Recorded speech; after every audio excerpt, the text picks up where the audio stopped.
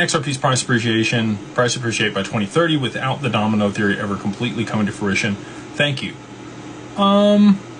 Yeah, I think that, you know, it would see some adoption, but you're not going to get the big exponential move without that happening. There will be some supply and demand shock as the ETFs continue to eat through what's available on the OTC and dark pools, and once that's gone, the volume will have to move to exchanges.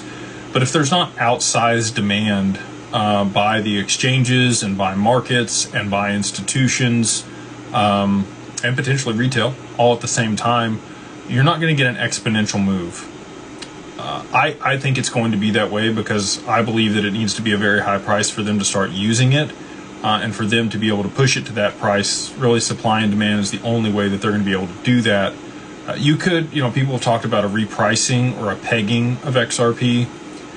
It needs to be dynamic and fluid. If it is fixed or stagnant, like it would be if it was pegged, it doesn't provide the same bandwidth over the long term. You could escalate volume up to whatever that price was, and then if you needed to continue to add more volume to the network for it to continue to scale and meet the new demands of markets, you know, that were being tokenized, you know, real world assets. You know, again, I've told you guys, I believe by the end of 2030, 80% of the global value will be tokenized. That's not that far from now. I mean, really just 4 years away. I believe that so 5 years, by the end of 2030, 80% of the globe is tokenized. And that's a lot of value moving on chain. XRP, I believe, will settle all of that back end. And so for it to do that, I mean, you would need the price to continue to escalate with the additional volume. But it really can't even start moving, utilizing the utility or continuing to escalate because of the volume on the network until you kickstart it.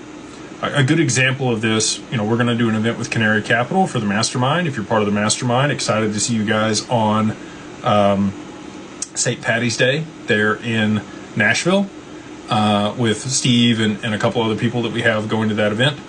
But when talking with them, they really need an ETF to be $100 million to start getting institutional adoption. And the reason for that is no pension fund or other regulated entity can own more than 10% of an ETF.